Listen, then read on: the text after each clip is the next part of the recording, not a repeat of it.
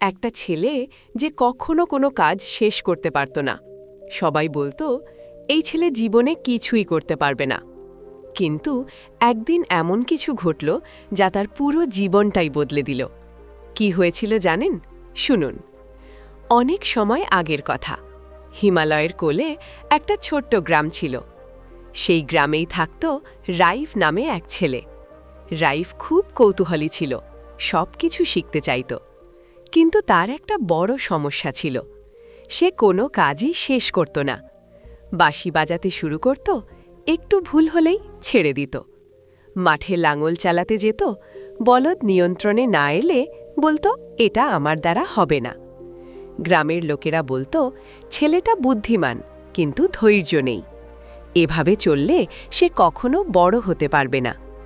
রাইফ সব শুনত, কিন্তু কিছুই করতে পারত না। ঠিক তখনই একদিন গ্রামে এলো এক রাজকীয় খবর। রাজা বিক্রম সিংহ একটা বিশাল উৎসবের আয়োজন করছেন। সেখানে হবে সঙ্গীত, নাচ আর বিদ্যার বড় প্রতিযোগিতা। আর যে জিতবে সে পাবে সোনার পদক। কিন্তু শুধু তাই নয়, সে পাবে রাজধানীর গুরুকুলে পড়ার এক বিরাট সুযোগ। এটা শুনে রাইজের চোখে জ্বলে উঠল স্বপ্ন। কিন্তু সে কি পারবে? একটা ছেলে যে কোনো কাজই শেষ করতে পারে না, সে কি এত বড় প্রতিযোগিতায় জিততে পারবে? এরপর কি হলো জানেন? রাইভের সবচেয়ে বড় স্বপ্ন ছিল গুরুকুলে পড়া। কিন্তু তার মনে একটাই ভয় ঘুরছিল, আমি তো কোনো কাজই শেষ করতে পারি না, আমি কিভাবে জিতব? ঠিক তখনই তার জীবনে ঢুকে পড়ল এক রহস্যময় মানুষ, একজন বৃদ্ধ সাধু। সাধু তার চোখের দিকে তাকিয়েই বুঝে গেল সব। তিনি ধীরে বললেন, বাবা, এই পৃথিবীর প্রতিটি কলা একটাই মন্ত্রে ফুটে ওঠে, অভ্যাস। রাইভ অবাক হয়ে জিজ্ঞেস করল, শুধু অভ্যাসে কি সত্যিই বড় কিছু করা যায়? সাধু হেসে বললেন, অভ্যাসই অসম্ভবকে সম্ভব করে তোলে। তারপর তিনি বললেন, এসো, আমি তোমাকে একটা গল্প বলি। একজন কৃষক ছিল, তার জমিতে এক ফোঁটা জলও ছিল না। সে কুয়ো খুঁড়তে শুরু করল। 5 ফুট খুঁড়ল, জল পেল না, ছেড়ে দিল। 10 ফুট খুঁড়ল, তবুও জল নেই, আবার ছেড়ে দিল। এভাবে তৃতীয়, চতুর্থ, প্রতিবারই সে কাজটা অসম্পূর্ণ রেখে দিল। কিন্তু আরেকজন কৃষক কি করল জানেন? সে প্রতিদিন একই জায়গায় খুঁড়তে থাকল। দিন গেল, পরিশ্রম বাড়ল, আর এক সময় 40 ফুট নিচে হঠাৎ করে বেরিয়ে এলো ঠান্ডা মিষ্টি জল। সাধু তখন ধীরে বললেন, যারা বারবার পথ বদলায় তারা কখনো ফল পায় না, কিন্তু যারা ধৈর্য ধরে, বারবার চেষ্টা করে, অভ্যাস করে, সাফল্য একদিন তাদের কাছেই আসে। সাধুর কথা শুনে রাইভের ভেতরে যেন কিছু একটা বদলে গেল। সে ভাবল, সত্যি তো, আমিও তো সব কাজ মাঝপথেই ছেড়ে দিই। সাধু আবার বললেন, এবার আরেকটা গল্প শোনো। তুমি কি তানসেনের নাম শুনেছ? তিনি ছিলেন সম্রাটের দরবারের সবচেয়ে মহান গায়ক। কিন্তু তিনি কি জন্ম থেকেই এত বড় ছিলেন? না, তার গুরু তাকে প্রতিদিন সকাল থেকে সন্ধ্যা পর্যন্ত অনুশীলন করাতেন। কখনো তার গলা বসে যেত, কখনো সুর একদম ভুল হয়ে যেত। তবুও তিনি কখনো হাল ছাড়েননি। বছরের পর বছর অভ্যাস তাকেই বানিয়েছিল ইতিহাসের সবচেয়ে মহান গায়ক। সাধু তখন ধীরে বললেন, প্রতিভা সবার মধ্যেই থাকে, কিন্তু তাকে উজ্জ্বল করে তোলে শুধু অভ্যাস।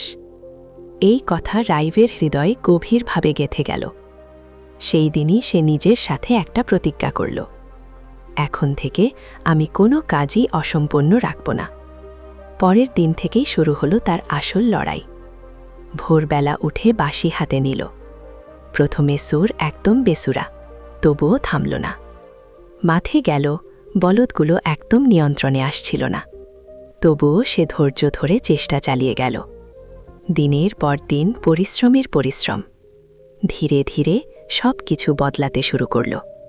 গ্রামের লোকেরা অবাক হয়ে গেল, এ কি সেই রাইভ, যে ছেলে একসময় কিছুই শেষ করত না, আজ সে সবচেয়ে পরিশ্রমী, সবচেয়ে আগ্রহী।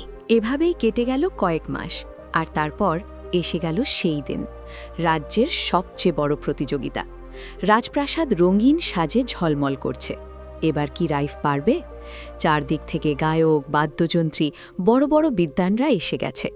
পুরো রাজপ্রাসাদ যেন উত্তেজনায় কাঁপছে। সঙ্গীত প্রতিযোগিতা শুরু হলো, একজনের পর একজন পারফর্ম করছে, আর তারপর এল সেই মুহূর্ত। রাইভের নাম ডাকা হলো। তার হৃদয় জোরে ধুকপুক করছে, কিন্তু এবার সে পালিয়ে গেল না। সে গভীর একটা শ্বাস নিল, বাঁশি ঠোঁটে ধরল, আর তারপর যেই সুরটা বের হলো, পুরো সভা স্তব্ধ। এত মধুর, এত সুন্দর, যেন সবাই অন্য এক জগতে চলে গেছে। মানুষের চোখ নিজে থেকেই বন্ধ হয়ে গেল। সবাই সেই সুরের জাদুতে হারিয়ে গেল। প্রতিযোগিতা শেষ, এবার ফলাফল ঘোষণার সময়। রাজা উঠে দাঁড়ালেন, সবাই নিঃশ্বাস বন্ধ করে আছে। তিনি বললেন, এই বালক সাধারণ নয়, এর মধ্যে আছে অভ্যাসের শক্তি।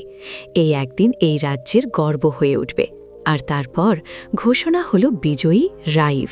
সে জিতে গেল সোনার পদক আর পেয়ে গেল গুরুকুলে পড়ার সেই স্বপ্নের সুযোগ। গুরুকুলে যাবার সময় সেই সাধু আবার তার সামনে এলেন। তিনি আশীর্বাদ দিয়ে বললেন, মনে রেখো বাবা, তোমার সবচেয়ে বড় শক্তি তোমার অভ্যাস। প্রতিভা আর জ্ঞান শুধু বীজ, কিন্তু তাকে বড় গাছে পরিণত করে শুধু অনুশীলন। রাইভ এই কথা কখনো ভুলল না, আর এক সময় সে হয়ে উঠল একজন মহান বিদ্বান আর অসাধারণ শিল্পী। তাহলে বন্ধুরা, এই গল্প থেকে আমরা কি শিখলাম? সাফল্যের আসল রহস্য হলো অভ্যাস। প্রতিভা সবার মধ্যেই থাকে, কিন্তু যে হাল ছাড়ে না, যে প্রতিদিন চেষ্টা করে, সেই একদিন সবচেয়ে বড় হয়ে ওঠে। আপনি কি আইভের মতো বদলতে পারবেন? যদি গল্পটা ভালো লেগে থাকে তাহলে লাইক করুন। আর এমন আরও মজার গল্প শুনতে আমাদের চ্যানেলটা সাবস্ক্রাইব করতে ভুলবেন না।